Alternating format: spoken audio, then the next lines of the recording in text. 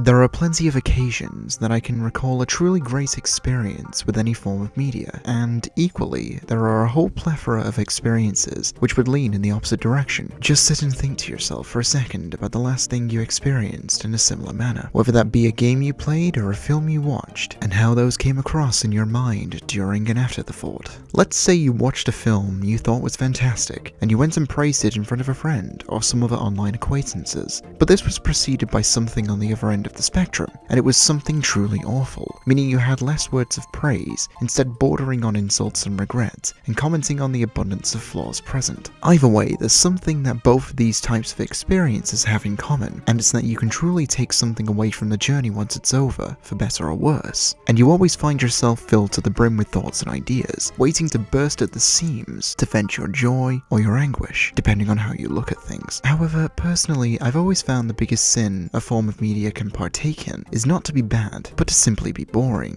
bland, forgettable, an experience that several hours down the line, or even the next day, will be lost in the depths of your mind until you one day remember that you witnessed such a thing, more than likely responding with a resounding, "Oh, yeah, that happened. Huh." At least with something bad, you can always find points to make fun of, and some of the most iconic internet sensations have come from this idea alone, through cynicism and sheer wit, making mediums that critics and journalists wouldn't want to touch with a 10-foot barge pole being held by someone else, into the sensationalist aria that's enjoyed for the most unintended of reasons. But play something that you find mediocre, average, by the books, or any number of things that makes for a relatively meh experience, and there's nothing to be taken away from it, leaving you in this void with not much else to derive from such a thing, leading to it being just another name on a shelf of an ever-expanding list of things you've seen or played, just so you can show it off in the future and be like, yeah, I've watched that. I don't remember much, but it's most certainly there. It dawned upon me recently after scrolling through my own personal anime list of how many shows I would categorize under such a moniker, of shows long forgotten in the past from years ago to even just recently, and despite their relative proximity in terms of the time I viewed them, there wasn't much that I could recall that honestly stuck out, that I would be able to use as a selling point. Although, rather than painting a completely monochrome picture with such a thought, there were a few on this list that I thought could have done something more for themselves, with one of the few things taken away from the viewing experience being how such shows had the potential to be so much more, with one of the main perpetrators of this very mental state being that of an anime named Charlotte. When going over my own personal anamnesis of Charlotte, I wouldn't be lying to say that there wasn't much I could resurface based on past memory, and so I decided to dive back into its world and witness firsthand why I felt that a show that started out with so much potential and original ideas, with tried and tested techniques, ended up by the wayside, squandering said potential into nothing more than a generic mess of plot contrivances and a huge genre identity crisis. Charlotte begins as a fairly light-hearted and comic show, following the pursuits of a select group of adolescents imbued with unique supernatural abilities, due to some strange phenomenon living within a fairly normalized society. But these powers aren't with some fairly arduous drawbacks, some of which create gags entirely on their own. Rather than explaining said drawbacks here and now, I'll simply go over them whenever each member of the cast is introduced throughout the course of this analysis. And on that subject, the central protagonist and male lead of this show is a young, handsome gentleman by the name of Yu Otosaka,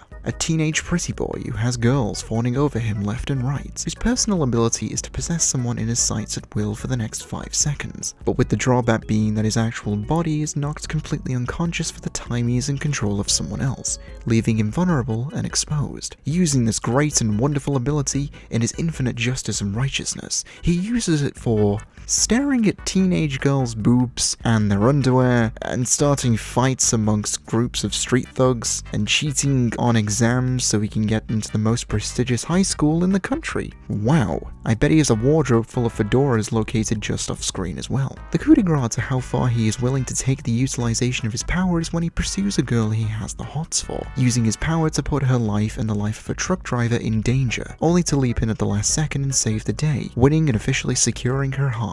By this alone, as well as this being our literal introduction to Yu as a character, it's safe to assume that Yu is a deceptive, crude, perverted, and exploitative individual who is a compulsive liar and a systematic manipulator, who perceives reality as his own to bend at his own will, at the expense of other people, who he views as lower than him in every regard, or, in other words, Eren Yeager II. Although, I know what you're thinking, as this introduction is a classic storytelling technique, where you would start to think along the lines of, I bet this means that Yu has developed development throughout the series that leads to the penultimate conclusion of him becoming aware of his own nature as a fairly negative person, reflecting on his indecent and arrogant past and evolving into a better person because of that, right? Well, we'll get to that eventually, trust me. Toward the end of the first episode, just as Yu is riding the high of seemingly infinite success, and a little bit of domestic abuse against his new girlfriend like any good boy does, he finds himself being pursued by another two characters, also empowered in a similar fashion, who have Yu transferred to a different school especially made to house those with abilities just like his, basically hiding them from the government until their abilities go away at the end of their teenage years. The two newly introduced characters feature that of Nao Tomori, our main female lead, and a strong independent girl who don't need anyone, who has the power to turn herself invisible at will, but with her only being invisible to one person at a time, and Jojiro Takajo, the stereotypical overly creepy otaku type who claims to have the power to teleport. However, it's more akin to moving incredibly quickly to any given place, but the ridiculous speed and momentum means he can't stop exactly where he wants to, meaning he crashes into the nearest wall or object, sustaining grievous bodily damage whenever he does, but he's used to it, so it's fine. The only other mainline cast member to be introduced during the series, or should I say characters, would be that of Yusa Kurobane, or Yusarin, an air-headed klutz and a sensational pop star idol who captivates the hearts of millions across the globe, whose special ability is to be possessed by the spirits of those she has a personal connection with, although whenever she is possessed she completely falls unconscious and is entirely unaware of her actions in the meantime, nor is she even aware that she has an ability to begin with, so she believes herself to have a sleepwalking-like disorder. This, in turn, marks the existence for her older deceased sister, Misa, to appear in Yusa's body, who is essentially the polar opposite of Yusa in every single way. Loud, arrogant, brash, rude, violent, non-conformist, complete with masculine tendencies. Her ability is pyromancy. You see, I'd tell you the downside of this ability, but for the life of me, I don't know if I'm just blind. And although I am quite stupid, I couldn't find a single repercussion for Misa's ability. Like, at all. Maybe she overcooks marshmallows or something, I don't know. Over the course of the first few episodes, the show spends its time developing its cast and introducing everyone appropriately, giving enough screen time to display and flaunt each of their quirks to the extent that you understand who they are and the roles that they play adjacent to the plot. It opens itself as a fairly average endeavor, but with the unique traits it carries along with it, as in the juxtaposition of the children with supernatural abilities alongside a fairly standard society, and the adventures they pursue in the meantime. Tomori wishes to help people in a similar position to the likes of you, which is why the cast's roles in the student council matter heavily within the context of the narrative, and it becomes the main driving force for the overarching plot at first, where the squad, with the help of another ability user, will find the location of another person with supernatural powers and either convince them to cease using them in vain, or transfer to the same school as the others in an act to keep them safe from succumbing to a horrifying demise at the hands of being experimented on by government scientists, in which we see the visual repercussions through the portrayal of Tomori's brother, Kazuki. Where these episodes most certainly have their fair share of comical moments and feel like a fairly great experience, as long as you just ignore you as a character altogether, it quickly becomes evident of the formulaic nature of the opening episodes, swiftly becoming a stale format that starts to grate on the viewer, making the show feel like it's simply just ticking boxes and attempting to make sure it's run through its to-do list of gags and jokes. Have we had a joke where Takajo fawns over Yusarin? Has Ayumi been overly cutesy? Have we had a pizza sauce gag? Has Tomori commented on how much of a turn-off something is? The problem becomes wholly evident in episode 4, where the gang head over to another high school in the local area after Tomori suspects that an uprising star of said school's baseball team may have been using supernatural powers to manipulate his pitch in some way to make him an unstoppable pitcher, only to confirm that he does indeed use telekinesis to strike his opponents out. They then proceed to have a game of baseball between the two schools for an entire episode, and Tomori's team features at least 3 people with no athletic ability whatsoever. I just want to point out that they somehow organized this whole thing almost instantaneously without either school's permission and no adult supervision, and every member of the team showed up like, yeah, this seems good. Another issue that aligns with having a fairly boring, standard and cliched baseball episode is that you already know the outcome of the episode before it's even begun, as you're not exactly going to be finding a major plot twist lying in wake to overthrow the plot, with a person they're trying to give convinced to stop using his powers so openly for his own safety, somehow ends up winning. And he says something along the lines of, "Okay, I win. I'm gonna keep using my powers now. Bye." Overall, an entire episode like this just sets a fairly low standard, and even lower expectations for the rest of the series, as nothing is achieved in this episode in any capacity. Through this, you can clearly see a pattern forming with all the episodes after the introduction up until episode 5. A simple rinse and repeat action. Introductory joke. Play the opening. Establish the main cast at school. A joke at lunchtime. Student council meeting where they point out the location of a new victim to stalk. Go to location and set up the main theme for the episode. Witness the culprit using their ability and thwart them in the process, making them never use their powers for deeds of misfortune ever again. Pizza sauce. The end. On top of this, though already established, Yu and Tomori generate more problems than they should through either inconsistent character traits or a complete disconnect from the morals of any single person watching. Tomori, as explained earlier, is tough, calm and calculative, yet also an isolated character through a lot of her own devices, with a few cracks in this occasionally showing to later develop her character as the series goes on. Yet there are just completely random and arbitrary moments where her personality will do a complete 180-degree turn, where she becomes bubbly, cutesy, and abruptly full of life at the drop of a hat, without a punchline or setup to lead into such a flippant change of persona. They use this as a joke from time to time, where she'll do this to appease someone when all else fails, such as the initial conversation with Yusa, but other times there will be no indication of this demon springing forth and oddly altering the character in an unorthodox and completely inconsistent manner, such as her giving Yu her MP3 player for no apparent reason, only for it to crop up for a single shot in the credit sequence 2 episodes later. Equally, Yu, aside from just generally being a narcissistic jerk, has no moral distinction whatsoever. At one point he'll be more than happy to take time out of his day to make sure that Tomori is feeling okay during a rather mellow incident, but then he literally just witnesses some female students drag Tomori behind the school, who proceed to gang up on her and beat her senseless, and he simply just stands there and watches. I mean, even if you're an arrogant buffoon like this one over here, you'd still be inclined to jump in and at least help in some way rather than just idly standing in plain view, monologuing to yourself about how horrible such a thing is. And to pour salt on the wound, the following scene is the 4 main cast members going shopping for some ingredients for a barbecue, and the show has the gall to set up Yu and Tomori as a potential future match in terms of romance, for Takajo and Yusa's commentary on the two of them arguing over food, complete with even more of Tomori's interchanging personality. I mean, come on,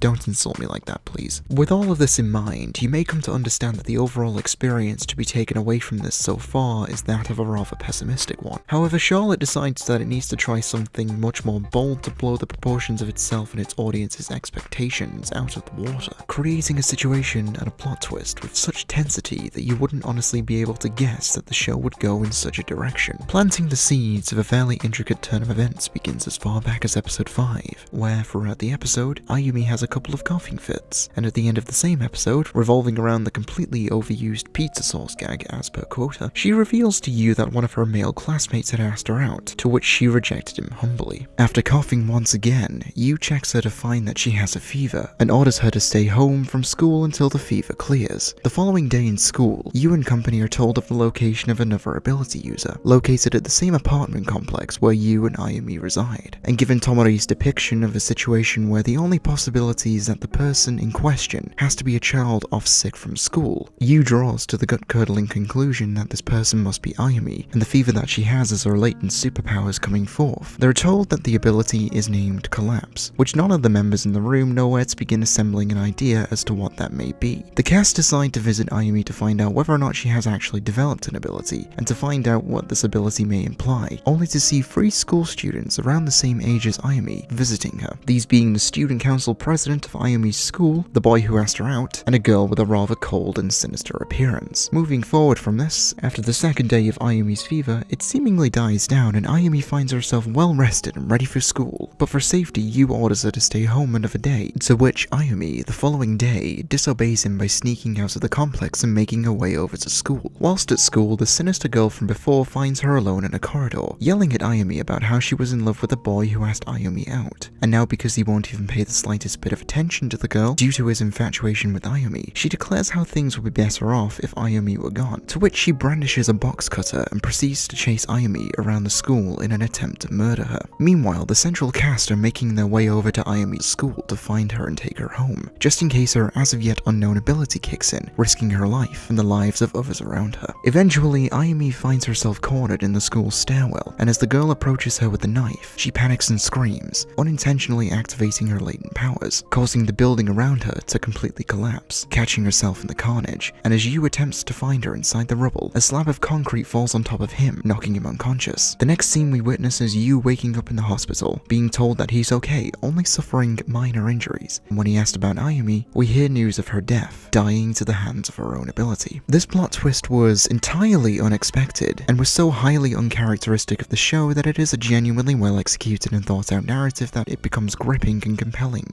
in almost every regard. Given the genres and tone of the show prior to these events taking place, as well as the very subtle and yet highly nuanced usage of the show's colour palette, to say such an event taking place defies expectations would be an understatement, to say the least, especially at the sacrifice of a fairly cheerful and optimistic character perfectly coinciding with the overarching layout of the narrative structure and the boxes it attempts to tick. Such an unexpected shift in tone and placement, permanently altering the show with what equates to a brick wall made of depression, halting the pacing entirely, is something great by itself, and would be even better if it was used as a platform to elevate itself from, to come forward as something significantly greater in the grand scheme of things. But if that were the case, then I wouldn't be here talking about the show in such a negative fashion, right? You see, I'll be entirely honest with you right now. I genuinely forgot about this episode and the events that took place during it, until I came to watching it again for the sake of this review. As memorable as something like this is, it only carries as much weight as the properties it produces, and it isn't enough of a leg to stand on by itself. Considering the rather lax and safe output of the episodes leading up to it, a twist like this only has value if the domino effect of events preceding it pay off in a greater way, giving way to something far greater than what the show set out to be in the first place, subverting expectations until its conclusion, but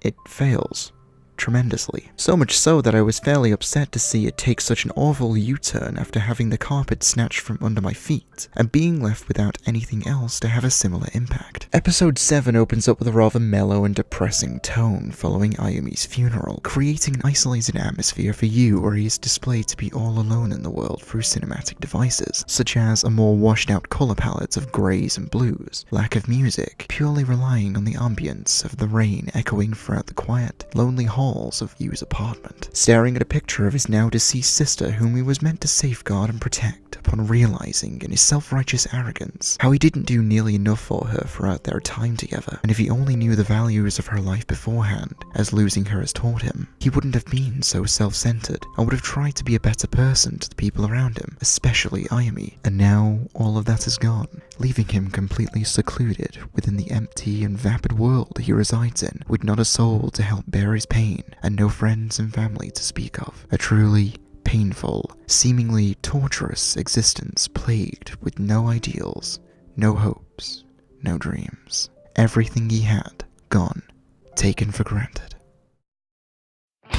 Oh hey, there's the really happy and upbeat intro! At this point, Yu takes a turn for the worse, becoming a hollow shell of his former self and finding himself on a downward spiral mentally, as he's someone who never realized how much the people in his life meant to him, and now that his most important and treasured relative is no longer with us, he begins to lose his grip on reality, and as the viewer, you begin to lose your grip with any semblance of sympathy for the character. Well, if you had any to begin with, considering he's kind of a terrible person. Yu's downfall is one of the most pathetically exaggerated things you'll ever bear witness to, being a complete travesty of tropes and stereotypes of someone who just throws away their life, as they have nothing left to live for. I'm not saying that the incidents that Yu goes through aren't a possibility in reality, as they are all things that someone is fully capable of doing if they develop a destructive personality, but I believe the people who made the story forgot something about Yu, in all of their infinite wisdom. He's an adolescent, a child around the age of 16. This point will make more sense once you understand the context. Yu locks himself away in his apartment alone, eating nothing more than cup noodles and mindlessly absorbing television, emotionless in his endeavors. Eventually, Yusa and Takajo attempt to pry him away from this situation, only to be warded off. Alongside this, Shirayanagi, the girl from much earlier on in the show that Yu had his eyes on, has unjustified abuse thrown in her direction as she tries to reason with him over this, making her just as pointless as she was before.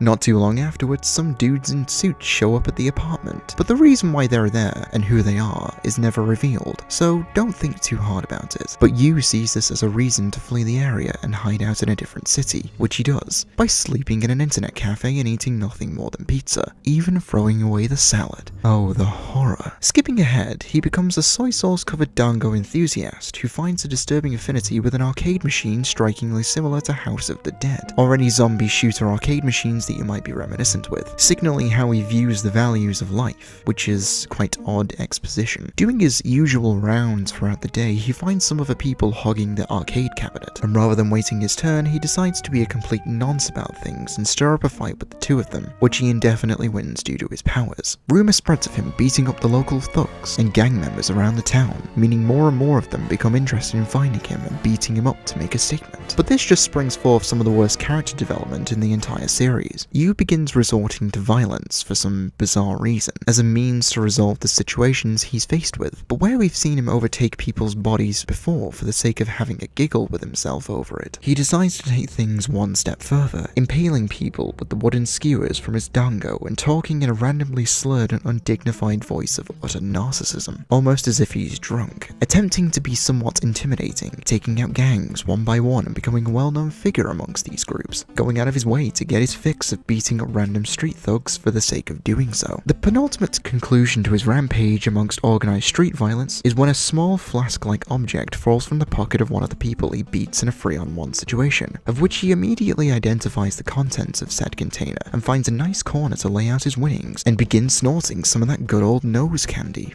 Cocaine.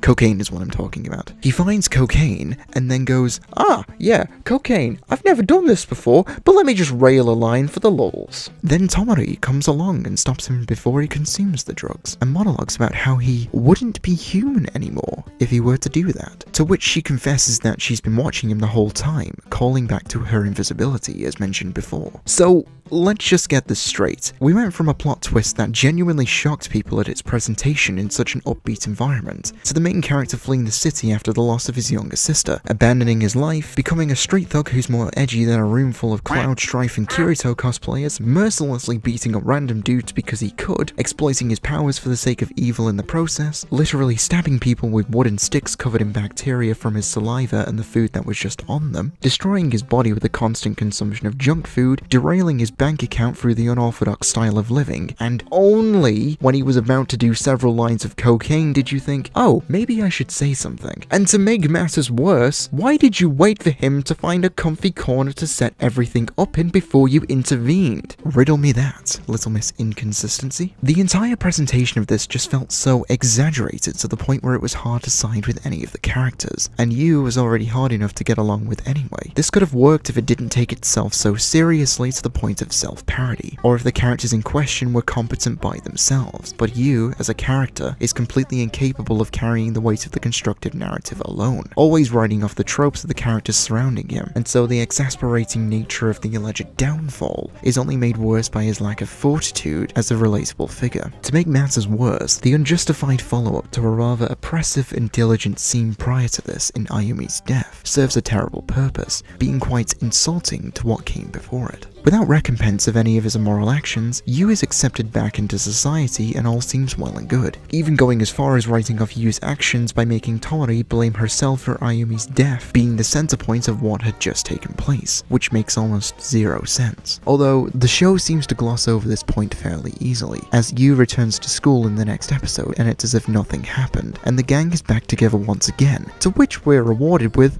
a random musical number for some reason? It was at this point upon my rewatch of the show that something began to bother me quite a bit about the rules of this world and how they work. One of the key points in regards to Charlotte's plot is that the cast have to be quite careful about the use of their powers outside the school grounds, lest the government find out and take them away to be experimented on, which in itself is quite a grim prospect, one which the show handles quite well, but the school grounds themselves seem to have no holds barred when it comes to the use and presentation of such abilities, such as Takajo's constant antics surrounding rushing to the cafeteria for the fresher foods at lunchtime, or any other injuries he gets himself into for the sake of comedy, and the people around the main cast seem to be used to this being a regular occurrence. But by simple deduction, you can see that the majority of the students in the school are regular people with no special abilities to speak of. So what about the regular students and staff? Are they okay with this? When the children sign up to the school, are they made to sign a contract that says there'll be some kids flying around like Sonic the Hedgehog after a line of crack, and some chick who turns invisible to give you a little trim off the top because she can? So don't tell the government, yeah? We later learn that the school was built by another character with close relations to you who hasn't been introduced yet, that he is actually at the head of the school, having special powers of his own, who built the school on the premise that he wanted to keep his friends, family, and anyone with powers just like theirs safe from the government until they pass at the end of their adolescence, which is all well and good. But even knowing this, the regular students aren't exactly going to keep quiet about such things, with social media and general word of mouth and whatnot. But either way,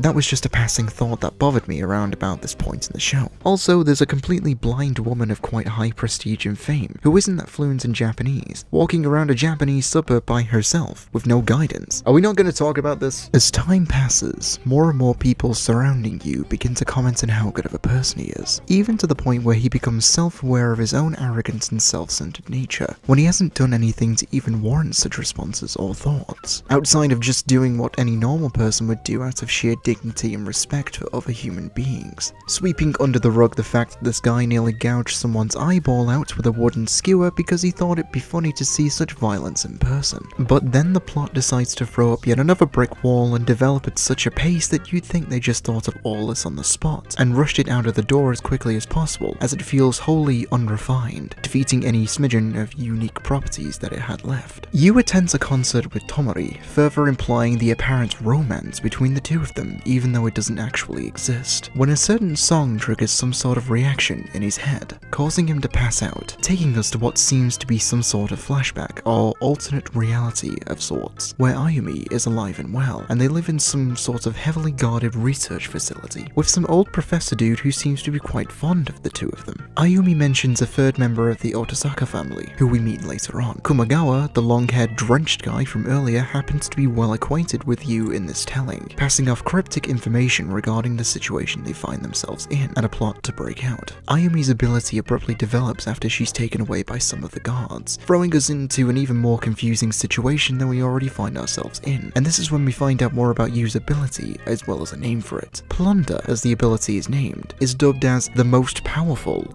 of all the abilities, and as the world seems to be ending around all these characters and names are just flying by at a breakneck pace, we're told by the old scientist from earlier that everything rests on Yu's shoulders, and only he can save the day. No, seriously, that's the kind of vibes he gives off, and it'll soon become evident as to why. Plunder has the ability to, in the most literal sense, plunder the ability from any living person, extracting it from them and giving you full access to everything to do with that ability, drawbacks and all, whilst also stripping that person of their abilities with no way to return it. In other words, Yu is able to absorb abilities from other people by taking over their bodies and becoming an arsenal of abilities, hence the phrasing of plunder being the most powerful of all abilities. Right now, you should be getting vibes of any generic shonen or random show that has an overpowered protagonist that everyone inherently likes, ignoring any and all problems and saving the day at the flick of the wrist. This incident introduces us to probably the most shoehorned character to ever exist in this utter mess of a narrative structure, Shusuke Otasaka, who, as I previously mentioned, is an ability wielder as well, and his ability is time travel. Actual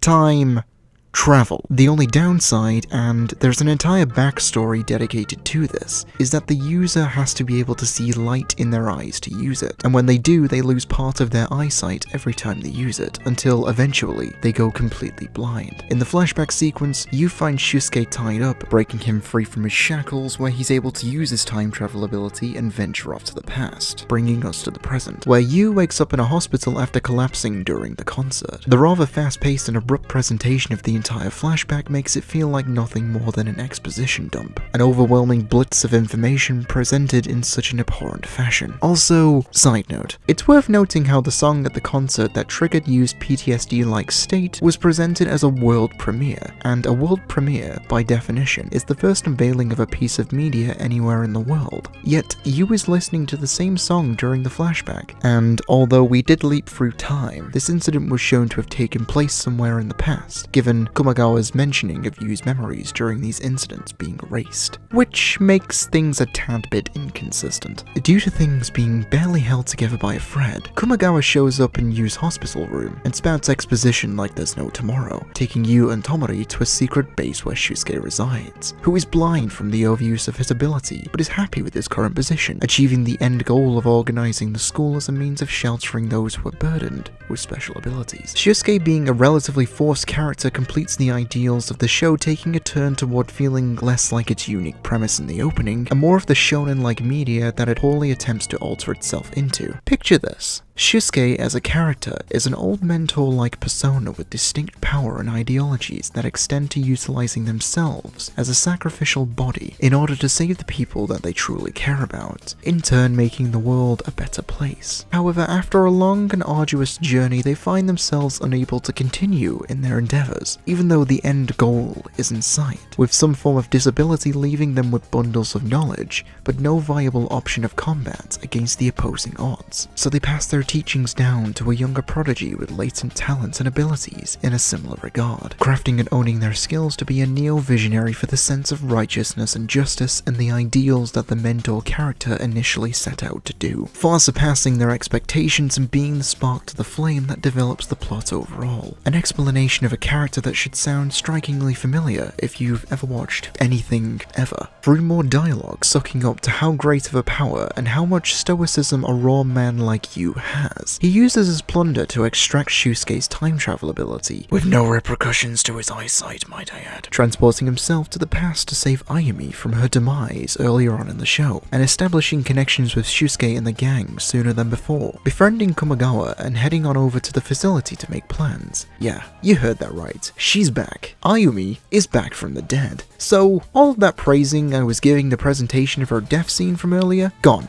Poof! Up in a cloud of smoke. Yay! The research facility the characters are taken to introduces to the concept behind the naming of the show, as Charlotte is the name of a comet that passes over Earth every 75 years, according to the scientists present, which releases some kind of unknown substance into the atmosphere, affecting younger people at their most vulnerable, supposedly during adolescence, imbuing them with these special abilities we've become acquainted with, although this brandishes more problems than it helps clear up in the inconsistency of people acquiring their powers to begin with. There is a subtle shot earlier in the show where Ayumi is stargazing as one of her pastimes, and she sees a comet go past. We're left to assume that the comet is Charlotte, which explains why Ayumi herself develops an ability not too long after this. However, with the comet only doing its rounds every 75 years, and creating the aforementioned assumption that the comet that was seen by Ayumi was indeed Charlotte, then how did Yu or any of the other characters get their powers to begin with? As, from what we know, the main cast have had their powers years before the telling of the story, and they leave this point entirely open with no explanation. The comet most certainly didn't pass over multiple times, and there wasn't any news of any phenomenon that happened around it that would have created a special incident for the characters who had their powers before the most recent passing of the comet to have acquired them in any way. The primary issue is that this single point to try and tie the story together is a controversial fallacy surrounding the idea of show don't tell, where characters reference something only in speech, and yet we, as the viewers, are never shown the result of the chosen dialogue. Where a device like this can be handled incredibly well, given the constraints of how a narrative wishes to present itself. In this particular case, it ends up being a huge burden on the plot, as the constant lurching between genres and tones over the last few episodes has had the show on a complete information overload, overpowering the consistency of the plot that came before it in lieu of something much more audacious and risk-averse, without understanding what it's doing wrong, or steering sticking to the strong points that made the story work beforehand. To top things off, the show then attempts to tie links between the fictional comet in question, granting powers to those who are exposed to it at a developing age, and real-life parallels of the horrifying and unjust acts of the witch hunts, a common practice in medieval Europe. According to them, real people were brutally murdered, whether that be through drowning or being burned at the stake, all because this comet has been doing the same thing on a 75-year cycle for centuries without fail. I mean, let's pause for a second and look at things with a fine-tooth comb. The way in which this awkward juxtaposition is presented idealizes the tale of the true nature of the witch hunts as something that is common knowledge, and yet we see these powers treated as something relatively unknown, especially to the government, who are attempting to capture anyone with powers to experiment on them, and to see where the origins of these lie, more than likely to utilize them for the sake of war. So, the government scientists don't know this? Or do they? If they knew it, you'd think they'd already be exploiting such a thing, based on the history lesson taught to us out of the blue. So, we're left to assume that they don't know. But why is this the case? Why do these rogue scientists know more than the ones funded by the state? Do the government scientists not decide to look in the sky? You know, like they do quite often? Please stop opening up more plot holes, you're embarrassing yourself, Charlotte. As the plot attempts to clumsily re-establish a threat, as well as something to seemingly care about, what the show used to represent becomes a fictitious figment of the past. As the newest trope to be thrown into the mix is that the main cast now get themselves involved with a foreign terrorist syndicate, utilizing children with powers for their own selfish gain. People are captured and held to ransom, and the gang have to come up with a plan in order to come out of this situation gaining knowledge about their enemy, relatively unscathed. And by a plan, I mean literally telling you to do everything with zero backup and being the overpowered protagonist that does everything, because he's so cool. To solidify this, one of the characters even says the world's most generic line, stating, "It's all up to you." So if that doesn't make a statement, I don't know what will. Oh, also, spoilers. He gets one of his eyes cut open by an ability-wielding Aztec warrior of some sort, whose special ability is to make people named Yu Otasaka literally stand still in place and be the easiest target to hit in the world, while somersaulting several feet in the air with a sharp object. And for some bizarre reason, the adults in the room know that Yu not only has the power to possess people with his Plunder ability, including the nature of what it actually does, and are seemingly unfazed by his possession, but also know that he can time travel, hence why they only target one of his eyes. So no, he can't use the time travel ability, but not even Shusuke, the guy who has the ability, knows that to be the case. I mean, what? What the fuck? Aside from the nonsensical presentation of the conflict, this scene is also home to the worst handling of one of its staple characters, Tomori, and how it downgrades her tremendously, setting a new tone and standard for her for the rest of the series, delegating her as such a weak and pathetic side character who is nothing more than a hollow shell whose potential is squandered out of existence. Tomori is taken from a character with unique charm and finesse, as a strong, independent woman who certainly don't need no man, who can deliver a beating and take it all the same, and as someone who is strong and confident in every word and action that she speaks with masterful eloquence, to nothing more than a mere damsel in distress to the most stereotypical degree. Tomori is captured by the terrorists and held to ransom, alongside Kumagawa, as an act to provoke Shusuke and the others into coming out of hiding. However, through Yu's complete incompetence, Tomori's capture and shots of her looking helpless in the basement of the abandoned factory may only exist for several reasons. Number 1. To give false pretenses that there's actually a threat. Yu could have easily used his powers of Plunder to knock the terrorists unconscious, or injure them in some way to have the situation go more smoothly, yet the only thing he does when he's given the time to possess both of them is feel around for any firearms, and be shocked that they're not actually armed. What if he did find a firearm? What was he gonna do then? Falsifying a threat like this doesn't make for very competent storytelling. Number 2. To elevate Yu as a hero. I mean, if Tomori, who has already proven herself to be smarter, stronger, and in many ways, a much more competent force within the constructive narrative, were to intervene, like her character was initially written, then Yu would take the backseat.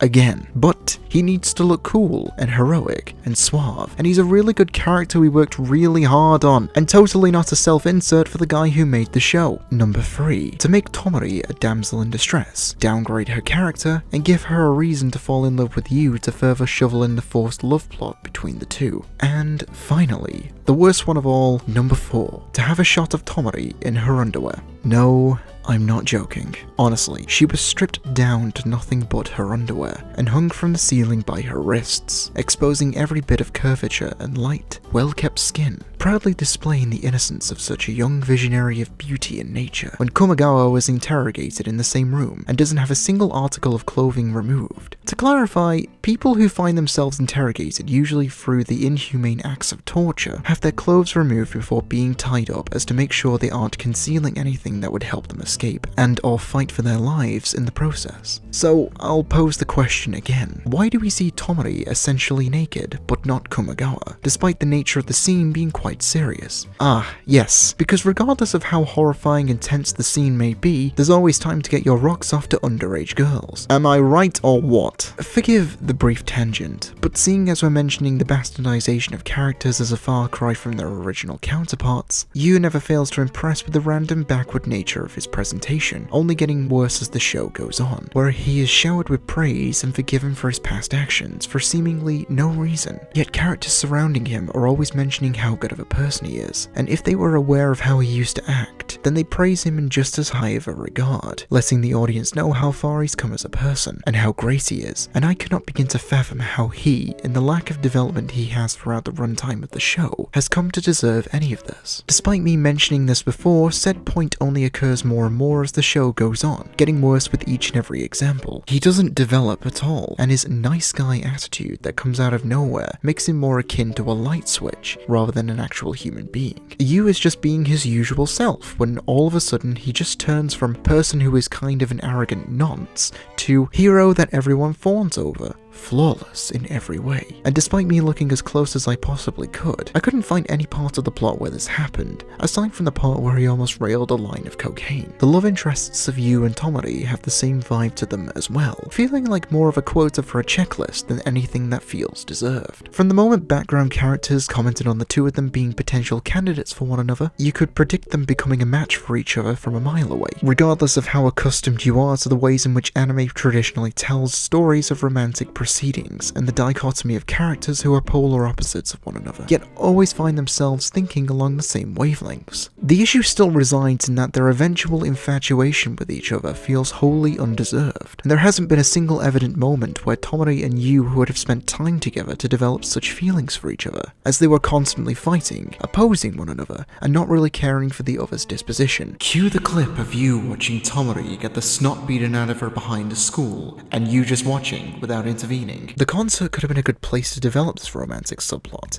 yet that was all pushed to the side to make way for the edgy flashback sequences to help paint a brand new vision of the show, tearing down the old one as it isn't cool with the kids of today, and so the two falling in love just becomes another ticked box for the show's to-do list. Taking everything previously talked about into account, the situation with the show has gotten gradually worse and worse, starting from a show that had a unique premise and potential that wasn't shared by its peers, to a disjointed mess of plot points and poorly constructed narrative dilemmas that are just tropes taken from other popular shows that have done it better, obscuring the name of the show and what it initially stood for. As disconnected as the show eventually became, the show decided that concluding itself as painlessly as possible was not part of its daily routine, and sought to blow every belittling expectation you could have possibly had about it out of the water, subverting any and all propositions you may have had for the conclusion of these translucent and nonsensical events far beyond what you thought was possible. Following the death of Kumagawa being fairly violent for the kind of age certificate Charlotte flaunts, Shusuke goes into a bout of depression, and Yu, feeling remorse for his actions, becomes seemingly conscious of his previous less than stellar actions, and devotes himself to becoming a better person by carrying out his brother's plans to help shape the world into a better place. But not by any normal or substantial means. Instead, in his infinite wisdom, he decides that his duty is to alleviate people in a similar situation to himself, and the people around him, by going on a pilgrimage around the world and using Plunder to steal every single ability of every individual ability wielder in the world, with no indication as to where to start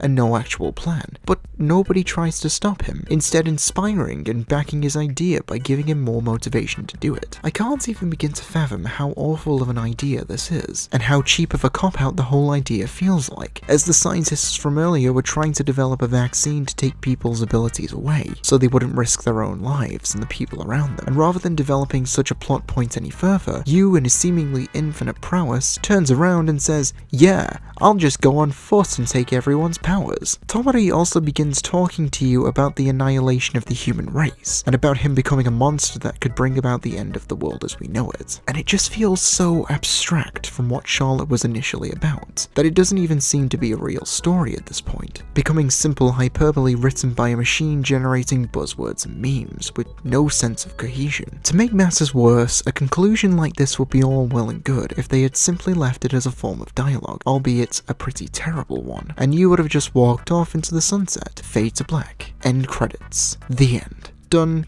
dusted, finished. But then we have the grandeur of, get this, watching him carry out the entire plan in a single episode as a growth that happens to be tacked onto the end of it. And it's by far one of the most disconnected and malformed clash of themes I've ever bared witness to in a show, with such a huge mismatch of genres, connoting a clear identity crisis. Episode 13 deserves its own section entirely due to how poor this entire experience is, as its sheer ineptitude at being able to handle itself questions how any single person is able to comprehend some coherency to the narrative structure. And nothing makes this more evident than the sheer amount of English present in the episode. If you move, you fire. What do you look? Unusual ability player. What? Are you Angelo? Who are you? What do you want from me? Ability is sickness. You not use the ability.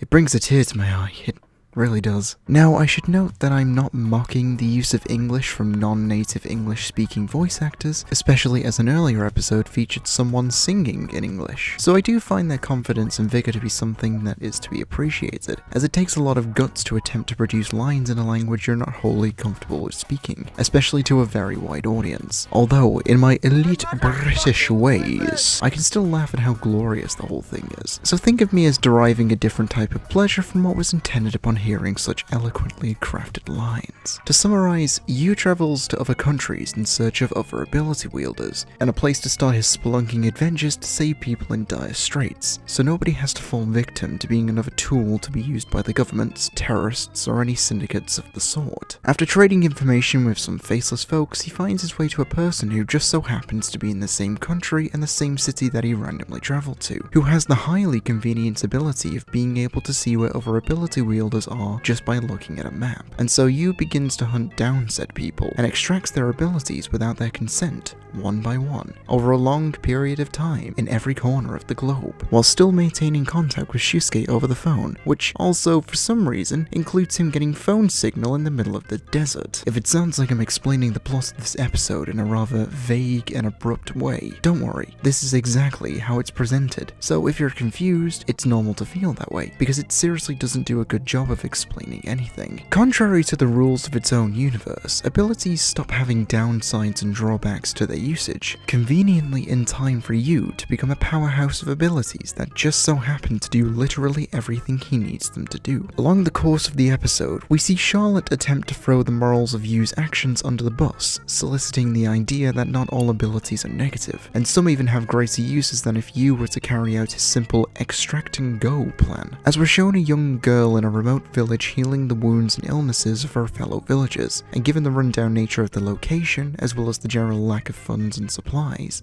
taking her ability away would mean that these people lose access to life-saving faculties. But Yu just takes it anyway and forgets about the whole thing because it never comes up again, so who actually cares? Eventually, the burden of having many different abilities absorbed into him begins to take its toll on his mentality, and he slowly descends into madness, with the only thing keeping him sane the little placard of common phrases that Tomori gave him before he left, as a sign of her affection towards him. Although he begins to lose his grip on reality and poses a much larger threat to the world around him than he perceives, and I honestly don't enjoy how poorly this is handled, as rather than simply showing a steady decline through cinematic devices and subtle nuances, before ending up at a climax that would make or break his character, but instead they leap to the worst possible conclusion for the greatest amount of immediate impact, by posing Yu as someone who defects to nothing more than a mindless monster, destroying his phone, meaning Shusuke loses contact with him in Cuba, as well as the building he's staying in, and readying himself to mindlessly murder people around him, before stopping in the nick of time, whilst also artificially inflating the presence of an actual threat. considering how unstoppable Yu has been set up to be at this point in the narrative. As well as this going on, we never really stay in one location for too long, with constant transitions happening every couple of seconds, being a barrage of information and imagery that places the viewer in a very confusing location. The borderline lazy cinematography and stereotypical representations of the places that Yu ends up in also creates an atmosphere that becomes quite a pain to sit through comfortably, as nothing attempts to grab your attention, despite this being the conclusion, with things on the line, and a world that needs saving at the hands of a particular hero. Yet it feels like no attempt is made to reel the viewer any closer to the action. As a voyeur, you feel distance from the show as a whole, withdrawing from the experience, and with that, the sense of fulfillment watching the characters we're meant to be rooting for succeed at their trials and tribulations. But such an ideal becomes more averse the further the show leaves its viewers behind. Also, now we have adults with abilities. I guess they kinda forgot that people lose their abilities at the end of their adolescence, around the age of 16. Yu loses legitimacy as a character from this point forward, and degenerates to a shell of his former self, becoming even less likable than before. Charlotte has the gall to end by Yu seeking out the very last ability user in the entire world, as he ventures to a city in Beijing when he's shot in the back by someone who is after a ransom that is on Yu's head, as he's been dubbed the One-Eyed Reaper. You know, as if he wasn't edgy enough already. A young girl comes to his aid and stands before the crossbow-wielding thug, ready to take the shot, when Yu realizes that she's the ability wielder that he's after, and he can finally accomplish his goal. So,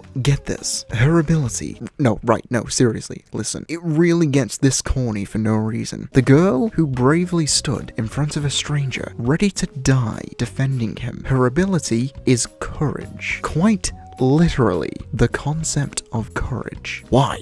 And then he takes it anyway. And then, as he's about to get 360 quickscope by the dude with the crossbow because he's completely given up on life achieving what he set out to do, Shusuke and his friends descend from a helicopter and save him from his peril. Like, how? The last time you had contact with him was in Cuba, and now we're in Beijing, and the only person who knew the location of the last ability wielder was Yu himself. So how did Shusuke know to look in this exact location in a random city in Beijing? And isn't Shusuke blind? Why is he looking at Yu, holding out his hand? What's even going on? Anyway, Yu has amnesia, but miraculously survives everything and loses all of his powers in the process. So then life begins for him once again, and Tomori explains everything from the start, and the fact that they're a couple, which was actually quite sweet. But everything before that was awful, so I'm still not forgiving you for that. All in all, Charlotte started out as a show with promise. A unique powerhouse that had much potential to be told with a creative and colourful cast, minus Yu, with many differing personalities, heading on their adventures and everyday lives alongside abnormal happenings, but it slowly deteriorated into a mismatched, cobbled together mess of random plot points, with zero consistency, and awful storytelling techniques that left a lot of creativity of previously centralized characters in the dust, whilst fluffing up its weaker areas, only signifying how atrocious they were to begin with. With a plot twist that was genuinely surprising, I honestly wanted to see more come forth from such a transgressive tonal shift that painted a much greater precedence for the rest of its life cycle, but it chose to squander all of that of which it could have accomplished, which is what leads me to the conclusion of the overall wasted potential of a show by the name of Charlotte, and it upsets me to see it turn out in such a fashion. However, where I don't completely dislike the show in its entirety, unlike some other properties previously talked about, the bad impression this show left me with, as well as its completely forgettable nature due to how it evolves over its runtime, created a feeling of negativity and overall displeasure with the show, hence the title of this video. But if you enjoyed the show, then more power to you. If you guys like this kind of video, then be sure to subscribe and let me know what you thought of this down below, even if you disagreed, as I'd love to hear what you have to say. Also, thank you for making it as far as you did, as this was a much longer video than I initially intended it to be. So if you stuck around, you're a great person, and I have no idea how you put up with me for that long. Oh my gosh.